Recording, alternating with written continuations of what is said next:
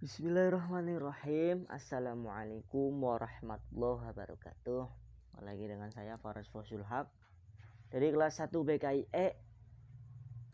Sini kita berdasarkan materi yang tadi yang sebelumnya, yaitu emosi. Sini izinkan saya semua, dan untuk beliau izinkan Ibu Rinda Wijaningsih sebagai dosen pengampu pengemban mata kuliah pengembangan dan motivasi diri, sehingga menjelaskan sedikit review tentang materi regulasi emosi. Sebelumnya kita telah belajar tentang emosi. Kita masuk sekarang fungsi emosi. 1. Berguna merusak. Bisa berguna, bisa merusak, atau tidak mengakibatkan apa-apa, atau tidak berpengaruh artinya. Yang kedua, alat komunikasi dan mempengaruhi orang lain. Ketiga, mengatur dan memotivasi tindakan. Selanjutnya, mengawasi keadaan hubungan interpersonal.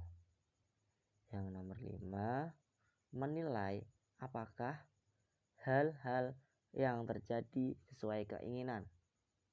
Ternyata seperti itu. Yang terakhir, memberi tanda pada orang mengenai keadaan kita. Jadi ternyata seperti itu fungsi emosi dalam penulisan di sini.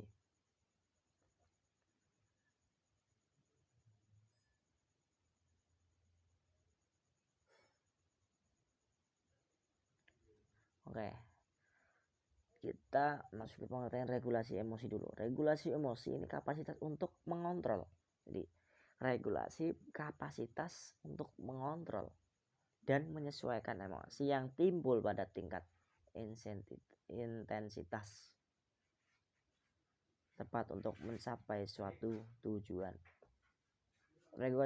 Regulasi emosi yang tepat meliputi kemampuan untuk mengatur perasaan, reaksi fisiologis, kognisi yang berhubungan dengan emosi, dan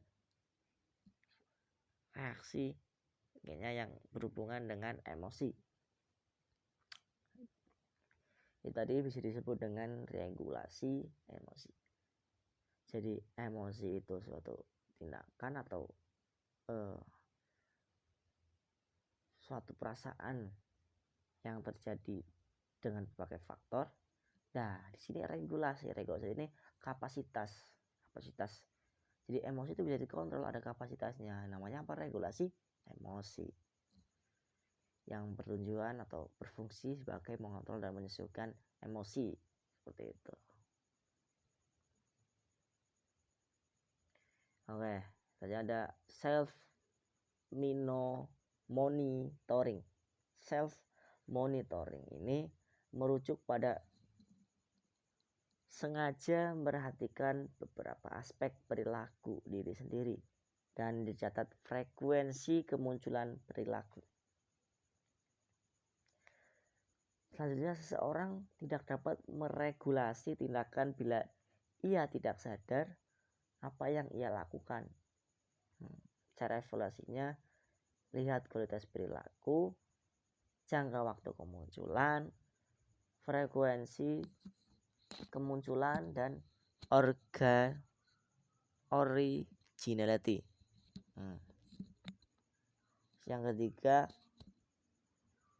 metode yang digunakan dalam self monitoring yaitu narasi, frekuensi counts, durasi kehadiran perilaku, behavior rating, behavioral traces, archival record.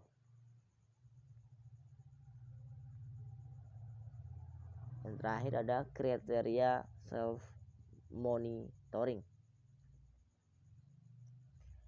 Kriterianya yaitu yang pertama, regularity ini monitoring perilaku secara reguler, seperti itu. Yang kedua, proximity monitoring perilaku segera pada saat kemunculan perilaku tersebut.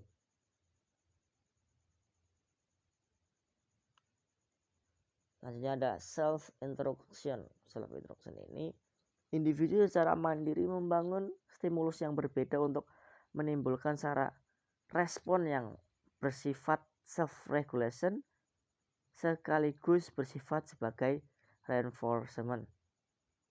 Contoh di sini dituliskan bahwa siswa akan ujian, pasti sebelum tidur malam ia menuliskan catatan untuk mengingatkan dirinya bangun lebih awal untuk baca-baca catatan lagi. Reinforcementnya nilai yang bagus, strategi instruksinya cara efektif untuk meningkatkan pemahaman self-instruction, external statements seperti itu.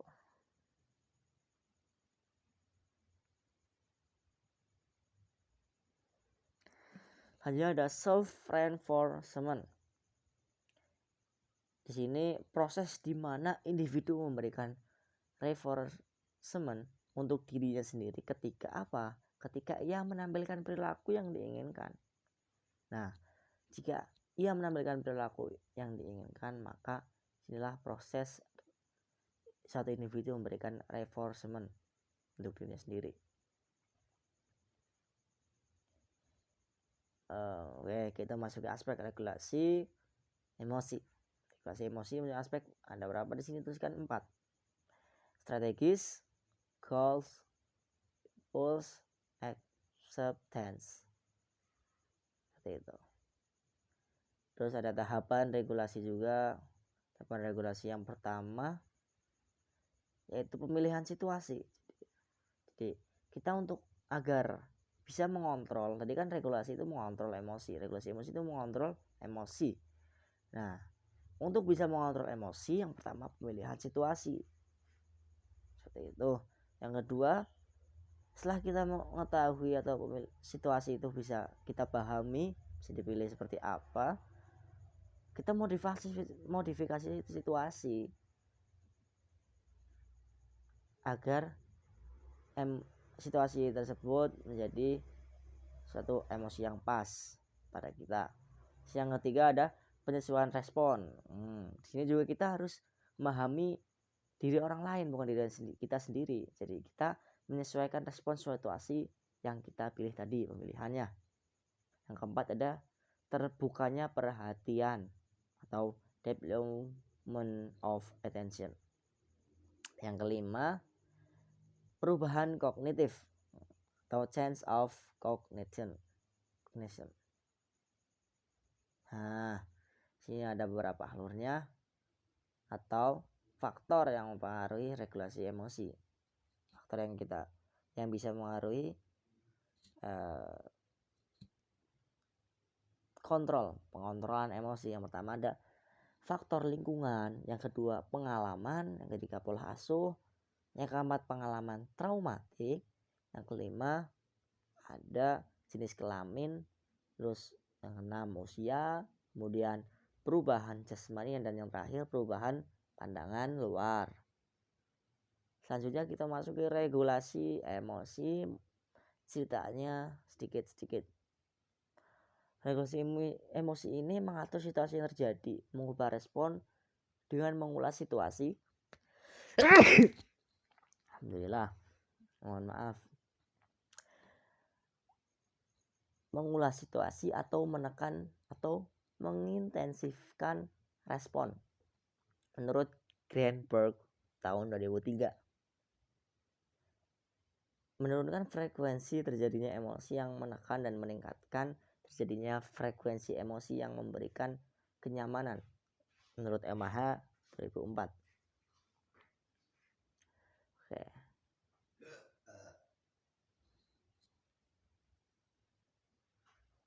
Dan yang terakhir itu strategi regulasi emosi. Strateginya bagaimana? Pertama, merasakan emosi secara imajinasi atau pikiran. Introspeksi emosi ini menurut Greenberg tahun 2003 dan Menin tahun 2004. Buku harian emosi Linehan tahun 1993. melihat permasalahan dari sudut pandang yang lebih luas.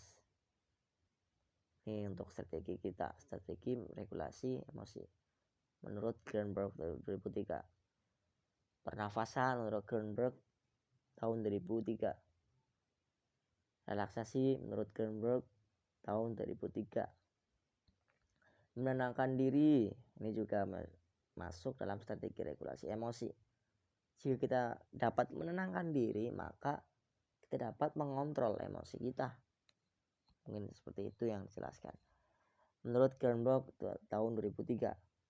Selanjutnya pengalihan perhatian menurut Greenberg juga tahun 2003.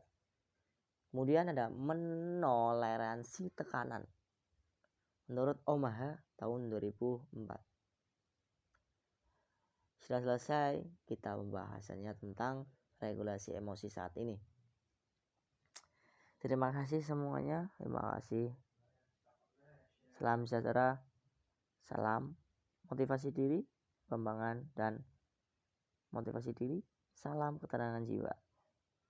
Terima kasih untuk semuanya, dan untuk beliau Ibu dosen Rinda Widyaningsi S.Phil MA sebagai pengembangan mata kuliah pengembangan motivasi dan diri. Pengembangan dan motivasi diri. Assalamualaikum warahmatullahi wabarakatuh.